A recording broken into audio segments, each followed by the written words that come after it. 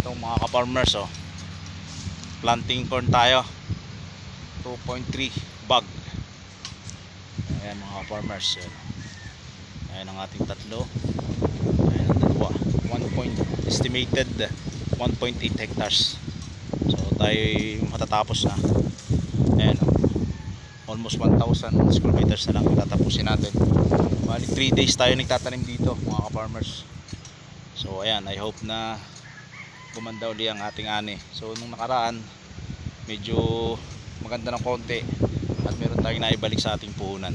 So ngayon na ito ay may balik uli natin sa sweet potato naman para tayo ay makabawi talaga ng gusto ng mga ka-farmers. So ganyan lang talaga ang pagtatanim, may talo may panalo. So ngayon medyo kumita tayo ng nasa 20 lang ang kinita natin kasi ang puhunan natin nasa 20 rin. Ito ngayon nasa 20 ang puhunan natin, plus gagastos ulit tayo ng sa pulyar at saka sa abono. Yun mga ka-farmers. So lahat na natin ito. So yung mga kawayan na ipapatanggal na rin natin at magagawa tayo sa kabila. Tatanggalin na natin ito at preparation ito para sa sweet potato this coming May. And then cabbage, and then tomatoes. So yun naman ang ating itatanim by August. So nakukuha na natin yung timing ng pagtatanim. I hope na lagi tayong tumama. Tayo kahit hindi lang tayo kumita na tayo ng konti, sapat na. Ano po, para po tayo tuloy-tuloy ang pagtatanim at tuloy-tuloy din po ang pag-spread natin ng work. Ayan po. So meron tayong upahan na 3 tao.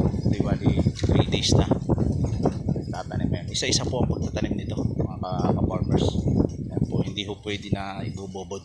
Ano po. So ganyan po ang pagtatanim natin. So tayo naman po ay nagtutudling. Almost 1 week po tayo nagtutudling dito. Kuha po ng 4 hours lang po ang ating trabaho.